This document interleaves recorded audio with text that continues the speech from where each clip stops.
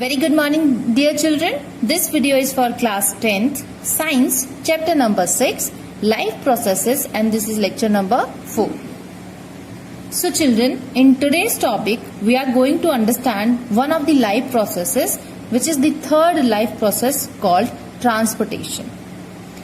In transportation, we'll have the topics, subtopics, blood and its components, then function of blood, structure of heart, and working of circulatory system.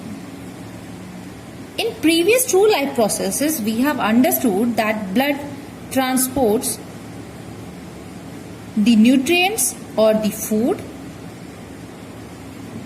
It also transports oxygen to the whole body, and it also transports the waste materials throughout the body. Now, what is this blood is? So blood is a fluid, or you can say, which is having the cells flowing in it. So blood is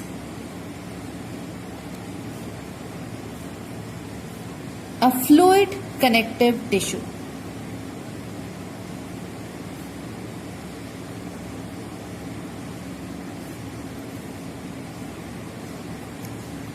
So blood is also a tissue which connects all the body parts of ours.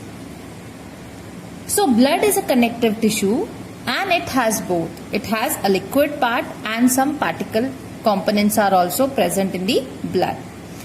The liquid part of the blood is called the plasma, and the particle components of blood are further divided into three parts. These are RBCs, WBCs and platelets. RBCs are the red blood cells, WBCs are the white blood cells, and here we have the third one, which is called as platelets. So if we talk about the 100% blood, then in 100% blood we have 50 to 60% of liquid component, which is called as plasma, and we have 40 to 50% as particle components, which are the blood cells.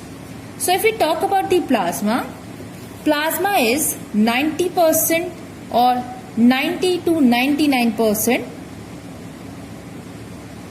water and some amount of 1% of proteins are also present in the plasma.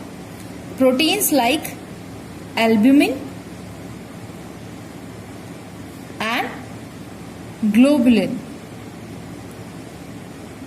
These kind of proteins are present in the blood. Along with these two components, we also have some hormones flowing in the blood. Hormones are basically the chemical messengers, and we'll study them in detail in the control and coordination. Then we have the blood cells, or the particle component of the blood. So the first is RBCs, that is red blood cells. Red blood cells, they are called red blood cells because these cells have a red colored pigment which is called hemoglobin. So this pigment is red, so only because of that these blood cells are called red blood cells. And what is the function of hemoglobin? The function of hemoglobin is to carry or to transport oxygen and carbon dioxide both, because the hemoglobin takes up the oxygen from the lungs, from the alveolar sacs, from the lungs to the whole part of the body or all the numerous cells present in our body, and it also gets the carbon dioxide from the cells and it carries the carbon dioxide to the alveolus or the lungs. So it helps in transportation of oxygen and carbon dioxide. Then second particle component of the blood is WBCs or white blood cells. So white blood cells generally develop the immune system inside our body. That means WBCs help in fighting against the disease.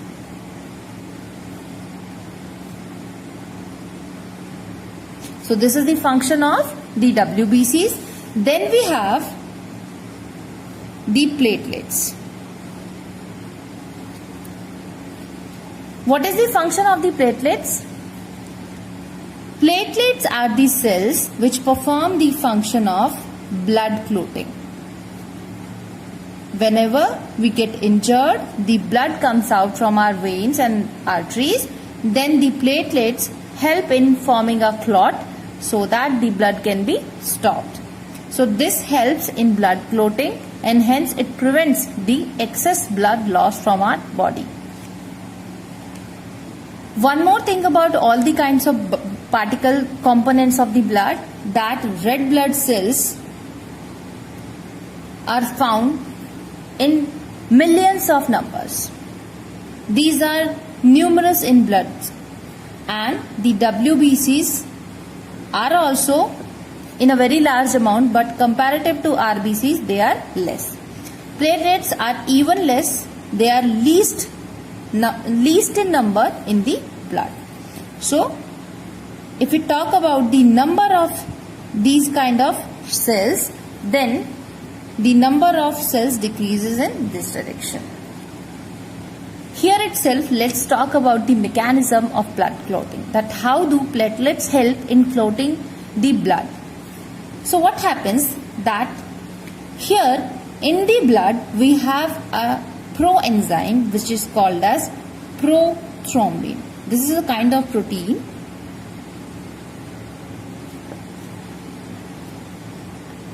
and this becomes thrombin or becomes active in the presence of thromboplastin. Thromboplastin is a kind of protein which is present in the platelets. So this is coming from the platelets, which makes the prothrombin as an active catalyst, or it will behave as a catalyst here. Now this thrombin, it acts on fibrinogen, which is another protein present inside the blood only.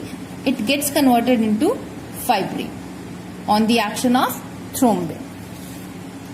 Then the thrombin adds up with blood or the injured area.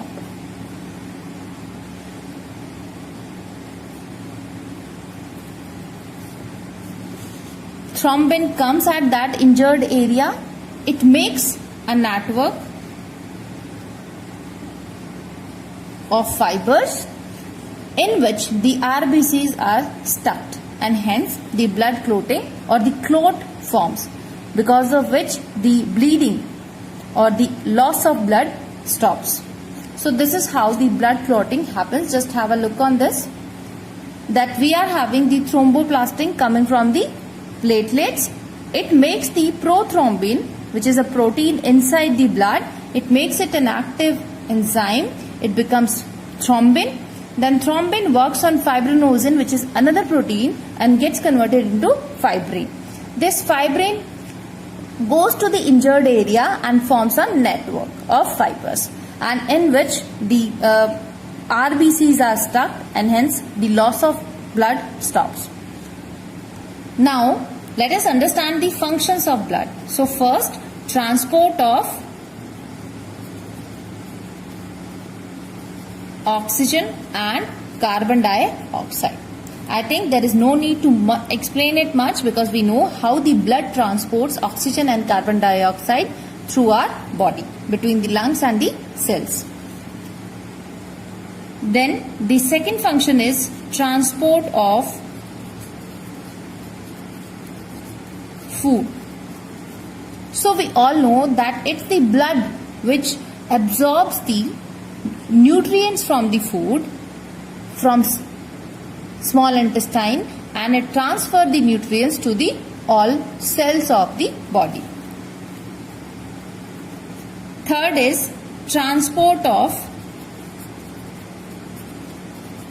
waste products. So that is also being done with the help of blood. We know that carbon dioxide is one of the waste products. Along with that, we also have the waste products from food, which are transferred to the excretory system with the help of blood only. Then the fourth function is chemical coordination. Now, what do you mean by chemical coordination? As I told you earlier, that blood is having some hormones flowing in it, which are chemical messengers. They send the message from one organ of the body to the another part of the body. So they also flow in the blood. So to coordinate with all the parts of the body, the blood helps in maintaining a coordination between all the parts through the flow of hormones. Then the next is defense against infections or disease. Like we have the WBCs, which generate the immune system, which develops our immune system, and they fight against the disease and infections. So blood protects us from the diseases and infections, or it helps to fight against them. Then the next is it also maintains the, or you can say, the water balance of the body is maintained with the help of blood, because the blood, what it does, that it maintains the distribution of water at all the places by absorbing the excess of the water from the parts where it is present in excess and to give it to a place where it is required. This is also done. Then next is that it regulates or maintains the temperature of the body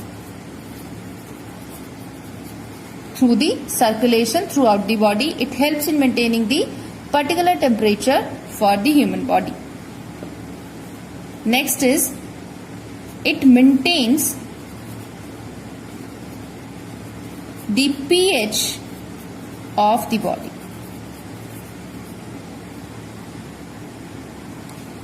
Then next is it also maintains the pressure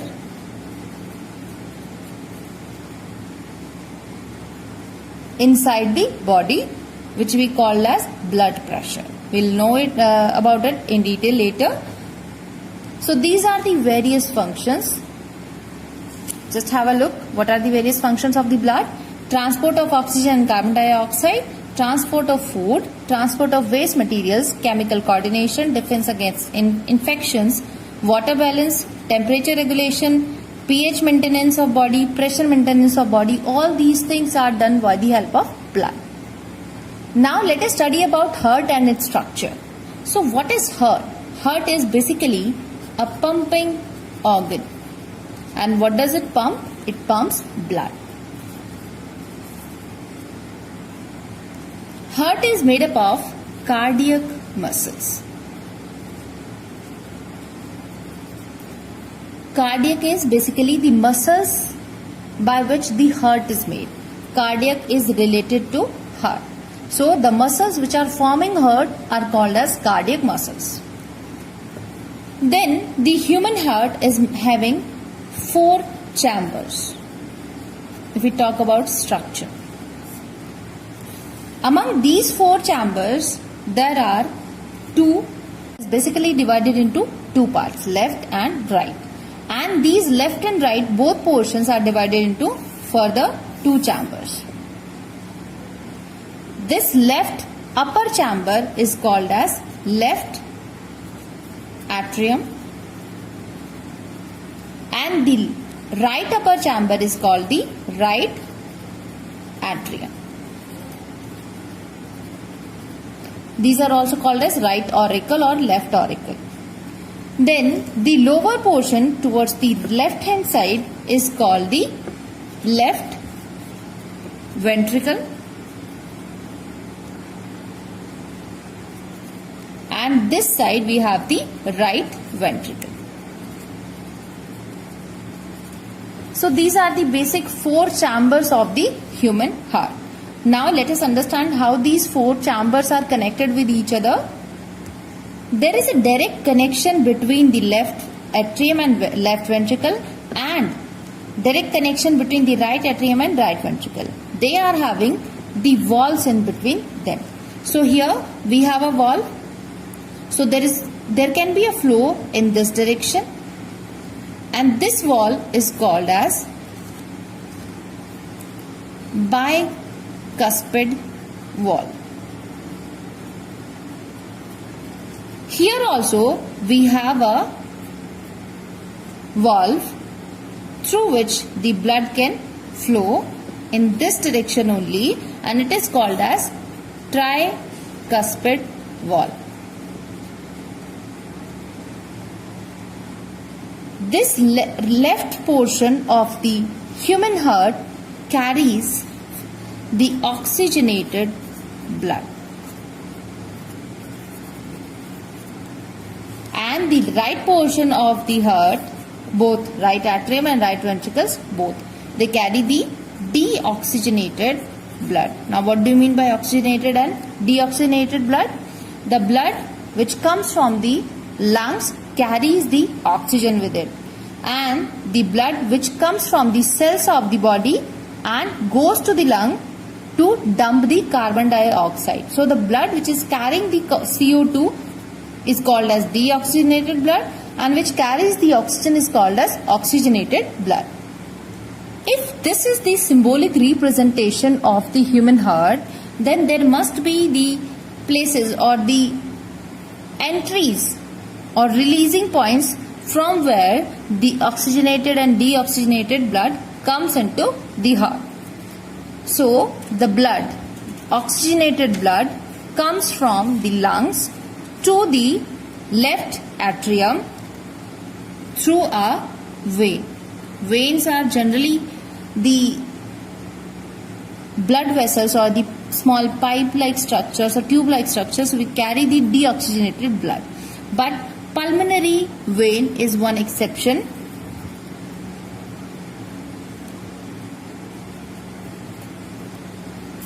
So the vein which carries the oxygenated blood from lungs to the left atrium of the heart is called as pulmonary vein.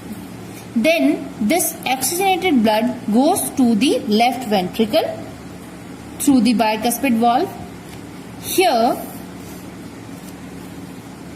the blood comes out of the heart because it has to reach all the body parts of the humans.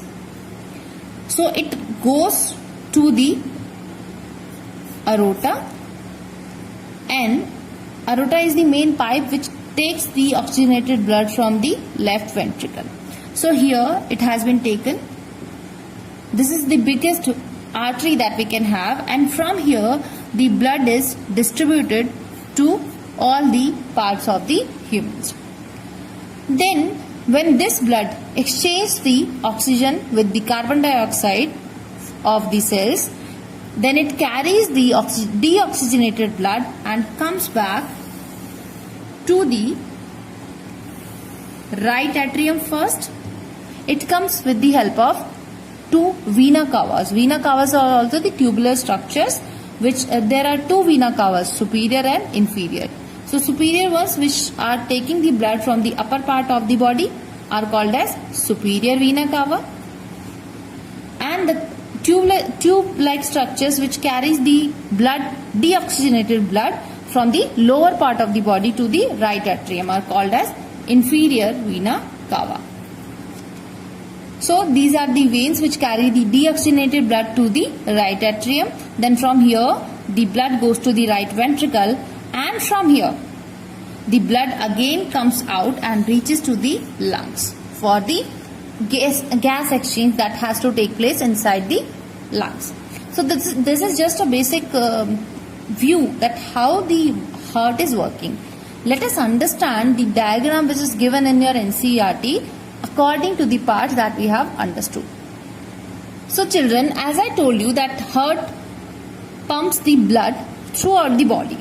That means there must be some kind of tubular structures which are associated with the heart, and these are called as blood vessels. So vessels are basically the tube-like structures which carry out the blood. So here we have the three kinds of blood vessels. First, arteries, second, veins, and third is capillaries. Now let us understand what are arteries, veins and capillaries. So arteries are the tube-like structures which carry the blood away from the heart. Which kind of blood? Oxygenated blood. Because we have to transport the oxygen of blood to the parts of the body or to all the cells in our body, which are present in the tissues, and tissues they combine together to form an organ. So arteries are the tubes or the vessels which takes the blood away from the heart to the all parts of the body and transfers or transports the oxygen. Then veins. Veins are the vessels or the tube-like structures which take the blood from the cells or from all parts of body to the heart. So they are having different and opposite paths. Then we have the capillaries. Capillaries are very small and very thin tube-like structures where actual transport or exchange of the nutrients or the food or the oxygen or the waste material takes place. So these are also the tube-like structures, but they involve both arterioles and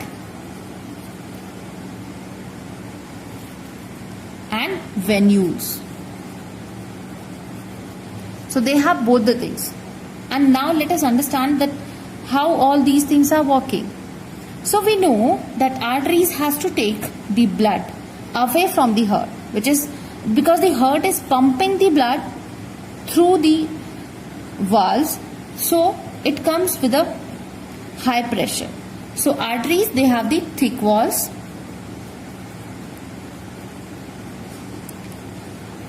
narrow, because we need a high pressure inside these kind of veins. Then the veins. Veins has to carry the blood which is having no pressure in it. So the thickness of the walls is not required here. The pressure of the blood is less here. And these are wide in diameter. Because we need less pressure. Because from the body which blood comes to the veins, it is not at any kind of pressure. It comes smoothly. Then one more thing, that arteries do not have valves, because when the blood flows in a tube-like structure, then there is a possibility that if it finds any hurdle in its way, then it can backflow in the different opposite direction. So arteries, because in arteries the blood is flowing with the pressure, so there is no possibility of going back or the backflow of the blood, because the heart will again pump it back in the same direction. But the veins have the valves, because here the speed of blood is slow. So there is a possibility that blood can backflow towards the cells. So there is a need for valves so that the blood can make flow in only one direction. Then we have the capillaries. Capillaries have the arterioles and venules. So what kind of structure is it? That it is the tube-like structure. First, it carries the oxygenated blood. It gives the oxygen to the nearby or the surrounding cell, and now it becomes deoxygenated, or the blood becomes deoxygenated. So this part of it is called arteriole. because it carries the oxygenated blood. Then this part is carrying the carbon dioxide in it, or you can say deoxygenated blood. So this is called as venule. So capillary is composed of both the things. So children, this is the structure of heart which is present in your NCERT book. Now let me make you understand about all these parts of the heart. So here you can see that this side of the heart is red color. That means it is carrying the oxygenated blood. And this right side is carrying the deoxygenated blood, which is shown by the blue color. Now you can see that here we have the pulmonary veins. Pulmonary veins are carrying the oxygenated blood from lungs to the heart. So I told you that heart is having 4 main chambers. Upper 2 are called as atriums, lower 2 are called as ventricles. So here we have the left atrium, left ventricle. Here we have the right atrium and right ventricle. So in between you can see that here we have the valve kind of structures between the ventricle and atrium. This is called as bicuspid valve. In the right side we have a tricuspid valve.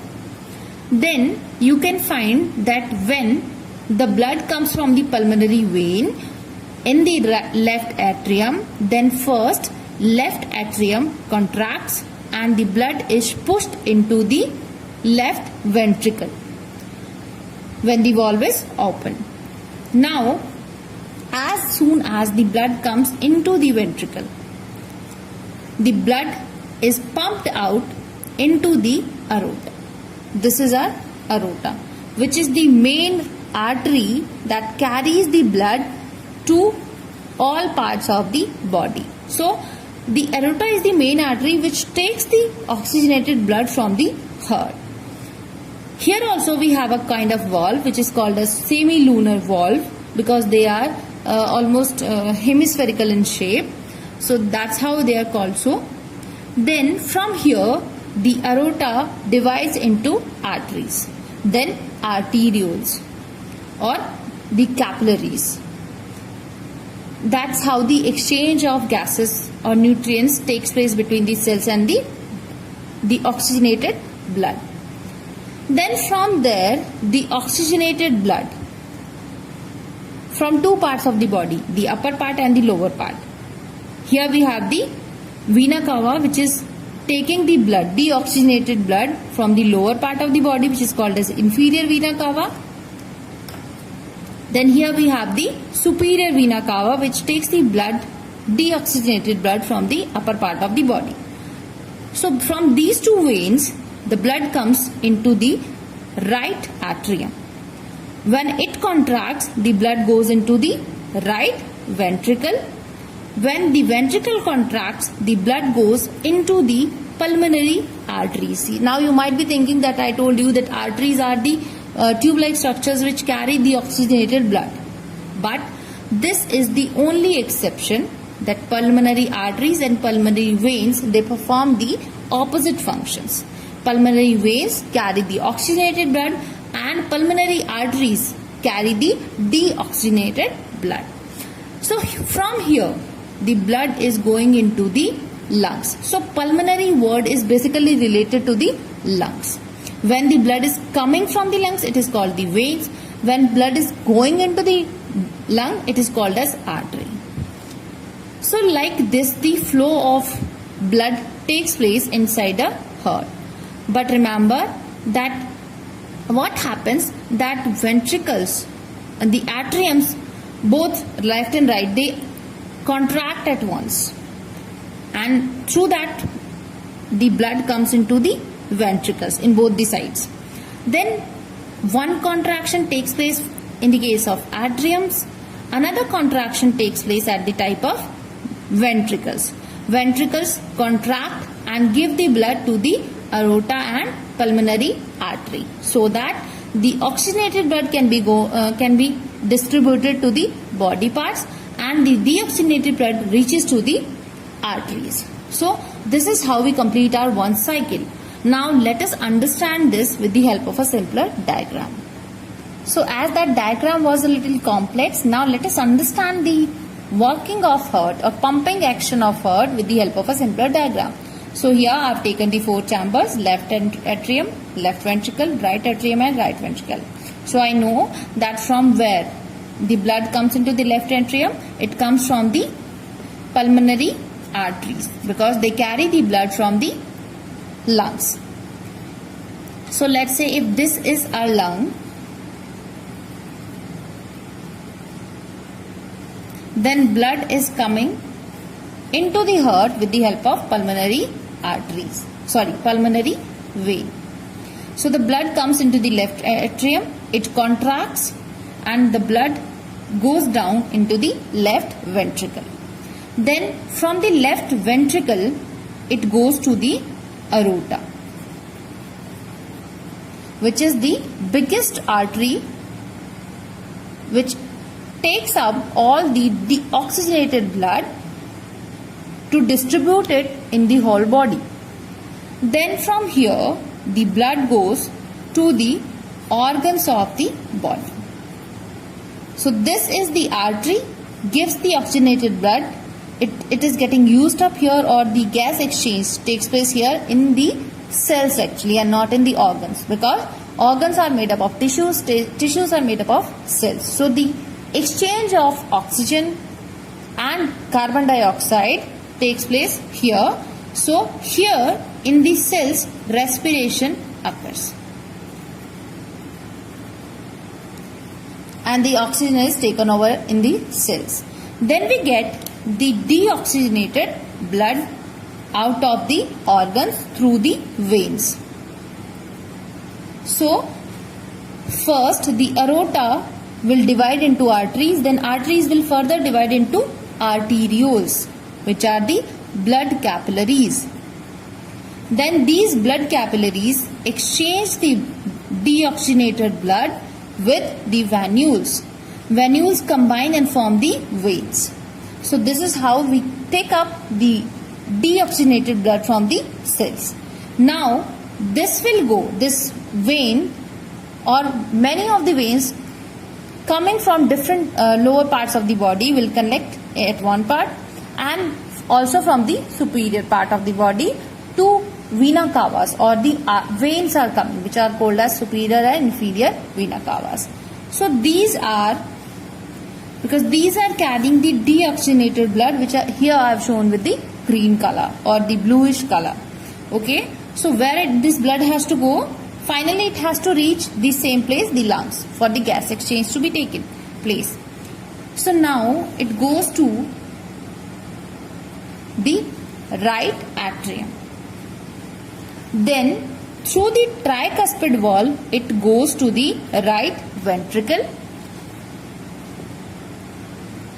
Remember, these two contract at one time, then the blood comes down into the ventricles, then the ventricles contract and gives the blood to the aorta and the pulmonary artery.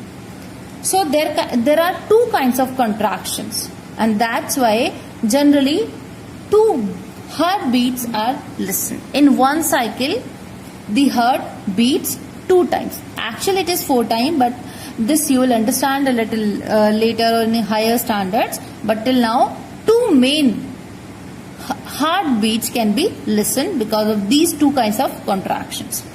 So now the blood, the deoxygenated blood has come to the right ventricle. From here, where it has to go?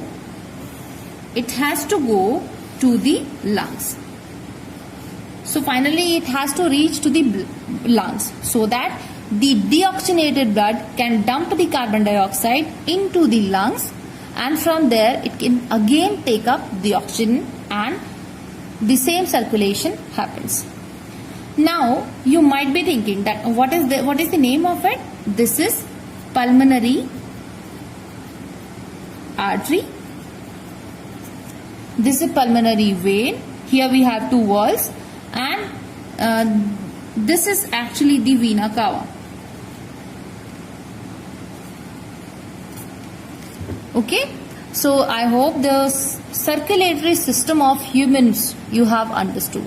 Now just make one thing in notice, that the circulatory system of humans or the blood circulation through the body is called as double circulation. Now, why it is called as double circulation? It is called double circulation because here in one cycle, the heart, the blood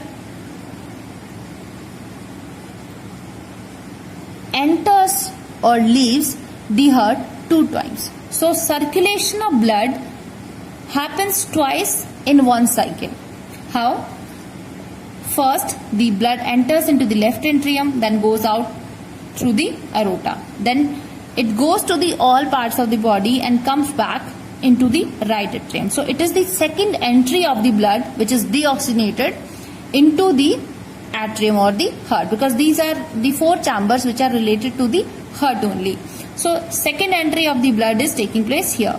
Then it goes to the right ventricle and then it takes an exit to reach to the lungs. So that's why this circulation is also called as double circulation. Always remember that the right part of the heart is having the deoxygenated blood, as I have shown it with the different color, and the left part of the blood, the heart, carries the oxygenated blood. So the mixing of the 2 different kinds of blood, oxygenated and deoxygenated blood, is not happening here. Now we are left with a few small topics. One is how the blood groups are decided for a particular person or a human being. So there are 4 basic types of the blood group, which are A, B and O. And these are decided on the basis of antibodies and antigens present inside the blood. So these are the kind of proteins only, or you can say the glycoproteins. What are glycoproteins? Combination of glucose and proteins. So these are present in the blood, which decides that what blood group we have. So we have antigens and antibodies.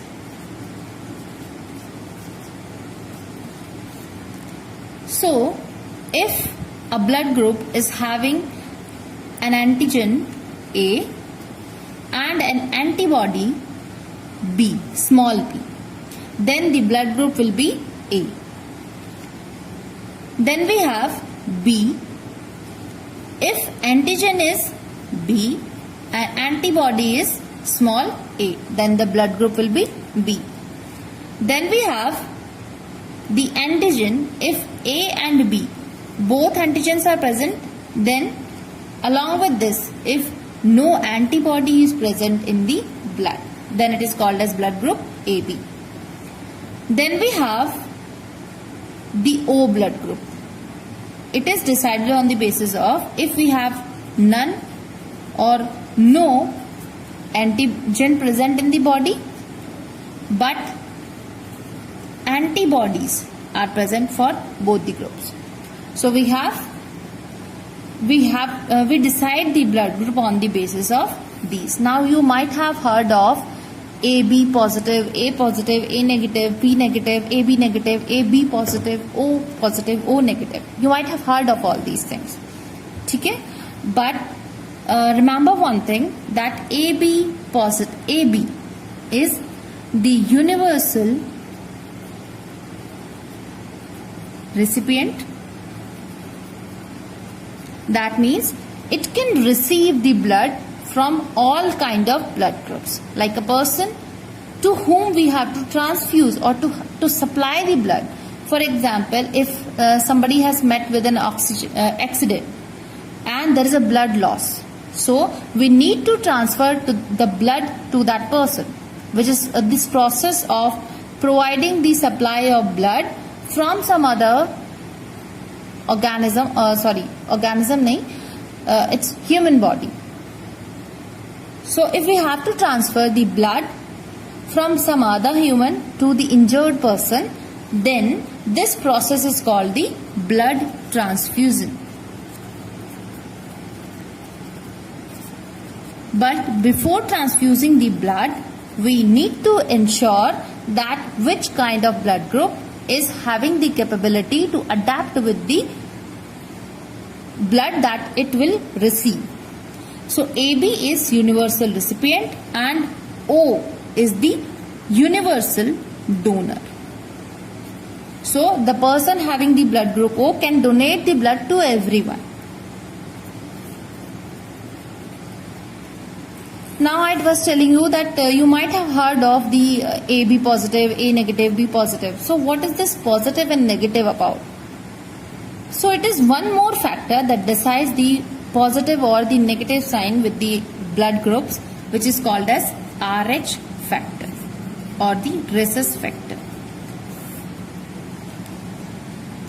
Because of some special kind of proteins, glycoproteins present inside the blood, the person can be said as Rh positive or Rh negative because of the absence of some particular kind of glycoproteins. So the person having those glycoproteins present in them will be called as Rh positive, and along with his blood group, positive sign will be put. Then we have the Rh negative. So negative sign will be put if the glycoproteins are not present in his blood. Now the last term that I want to explain to you is blood pressure. Now what is blood pressure? It is the pressure which is exerted by the blood on the arteries and veins. So we all know that the blood is pumped through the heart. So heart contracts and that pressurized blood is going into the arteries, and from the whole body the blood, deoxygenated blood, which is having the normal pressure or it is not having pressure at all, is coming towards the heart. So on the basis of that we have two kinds of blood pressures. One is systolic and another one is diastolic. Now let us understand what are these two different different situations. So children, if we have to define the systolic and diastolic blood pressures, then systolic pressure or the blood pressure is the average pressure produced in the ventricles when they contract and empty themselves into aorta and pulmonary artery. That means when these two ventricles, I told you that these two ventricles contract together. So when they contract and they give their blood to the aorta and the pulmonary artery, because left ventricle gives the blood to the aorta and right ventricle gives the blood to the pulmonary artery. So average pressure at this time when the ventricles are getting contracted and they are emptying up themselves into aorta and pulmonary artery, that pressure is called as systolic pressure, and it is having a value of, maximum value of it can be 120 mm of Hg. That means when we measure the pressure with the help of the blood pressure measuring instrument, which is called as sphygmomanometer. So in that we have the mercury. So mercury level rises up to the bars or the height of 120 mm. So this can be the maximum one. Then we have the diastolic pressure. When the ventricles, after giving up their blood into the aorta and the pulmonary arteries, they relax and expand themselves to receive the blood from the atrium. This pressure is decreased and now the pressure is known as diastolic pressure. So this diastolic pressure is having the minimum value 70 mm of Hg. This can also increase up to 100 mm of Hg when physical activities are increased. For example, we are running or we are doing some exercise. That time the diastolic pressure can be 100 mm of Hg. So the range of blood pressure varies from 70 mm to 120 mm in adults, children and aged persons. So children, then we have the heartbeat or the pulse rate.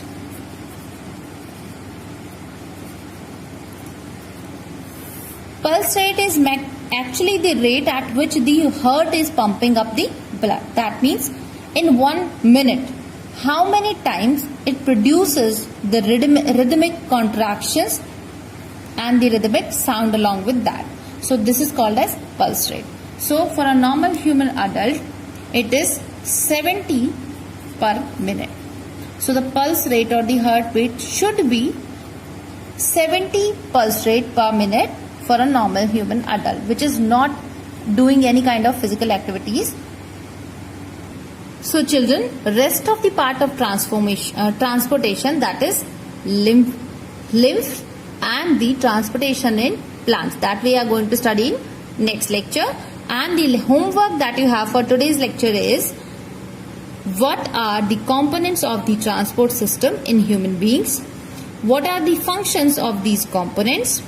Question 1. Then question 2 is, why is it necessary to separate oxygenated and deoxygenated blood in the mammals and birds? So these are the 2 questions that you are supposed to do. Thank you.